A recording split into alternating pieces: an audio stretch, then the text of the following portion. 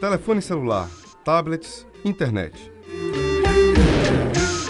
E pensar que somente 20 anos atrás não mandávamos e-mail, mas sim cartas através do correio. Não tínhamos site de busca, pois nossas pesquisas eram feitas nas enciclopédias. E não se falava em digitar e imprimir textos. Datilografava-se e mimeografava-se um texto. Pois bem, este avanço nas técnicas e na velocidade do nosso dia a dia existe em função de um contínuo e intenso fenômeno: globalização. E tudo começou lá no século XV, com a expansão marítima europeia, que só foi possível por causa de 3 principais fatores. O déficit em relação ao comércio com o Oriente é que mercadorias como açúcar, ouro, pedras preciosas, pimenta, cravo, perfumes e óleos aromáticos eram levados até as cidades italianas, que serviam de intermediárias para a venda dos produtos na Europa. Por isso, monarquias como Portugal e Espanha precisavam quebrar esse monopólio e descobrir novos meios de contato com o Oriente. Outro fator importante foi a aliança entre burguesia e reis, pois para realizar as grandes viagens marítimas era preciso navios, homens e armas.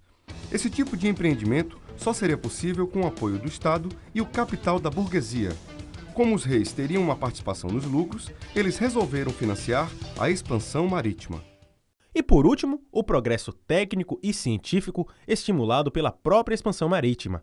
Nessa época, foram inventados o astrolábio, a bússola, a caravela. E todo o acúmulo de capital e riquezas ao longo do tempo tornaram favoráveis as condições para que na segunda metade do século XVIII ocorresse a Revolução Industrial.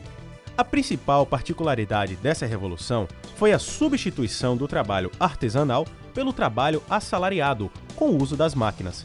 A pioneira nisso foi a Inglaterra, primeiro porque possuía uma rica burguesia e tinha também a mais importante zona de livre comércio da Europa.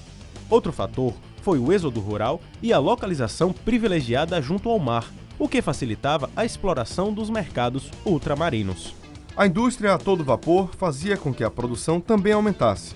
Como os empresários ambicionavam lucrar mais e mais, o operário era explorado, forçado a trabalhar até 15 horas por dia, em troca de um salário que mal dava para se manter. Além disso, mulheres e crianças também eram obrigadas a trabalhar para sustentarem suas famílias. Alguns estudiosos demarcam 3 etapas da Revolução Industrial. A primeira, entre 1760 a 1860, limitada à Inglaterra, quando houve o aparecimento de indústrias de tecido de algodão com o uso do tear mecânico. Nessa época, o aprimoramento das máquinas a vapor contribuiu para a continuação da Revolução. A segunda etapa ocorreu entre 1860 e 1900, quando a Alemanha, França, Rússia e Itália também se industrializaram.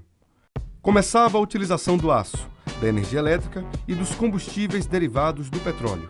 Além disso, a invenção do motor a explosão, da locomotiva a vapor e o desenvolvimento de produtos químicos. Os avanços tecnológicos dos séculos XX e XXI são considerados como a terceira etapa da Revolução Industrial.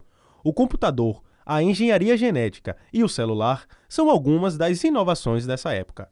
E foi com essa terceira revolução que o mundo começou a vivenciar mudanças efetivas para a formação de um mercado mundial integrado, com a criação das corporações multinacionais, e por isso a gente pode dizer que ocorre uma globalização da economia. Mas aí fica uma pergunta no ar. Falar em globalização da economia significa dizer igualdade de condições para todas as pessoas? O professor e geógrafo Milton Santos, baiano da cidade de Brotas de Macaúbas, trouxe grande contribuição nos estudos da geografia humana, principalmente na análise da globalização nos últimos anos do século XX.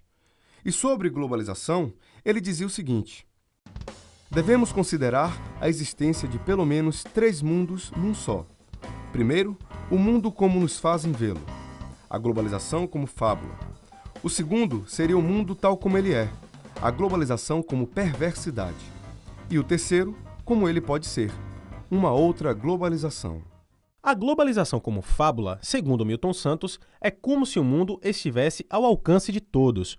Um mercado avassalador, dito global, se apresenta como capaz de trazer igualdade a todo o planeta, quando, na verdade, as diferenças locais é que são aprofundadas. O que gera essa tal fábula? Eu gasto hoje, o estímulo ao consumo. guardo pra amanhã.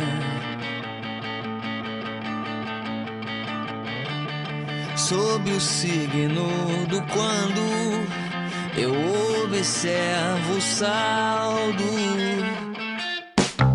sinal dos tempos está soprado no vento.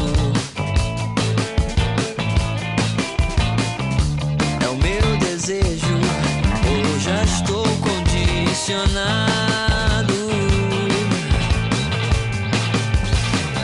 No balanço das horas eu danço, perco, ganho. Globalização como perversidade se explica assim. Se por um lado o sistema capitalista neoliberal cumpre com êxito a produção de mercadorias e riquezas, por outro, ele é o grande responsável pelo aumento da desigualdade social. A ausência de fronteiras do mundo globalizado permite que os mercados maduros dos países desenvolvidos entrem em competição de forma desleal com os mercados ainda em formação das nações em desenvolvimento. Por uma outra globalização. Unicidade da técnica, convergência dos momentos, conhecimento do planeta são as bases materiais do período atual.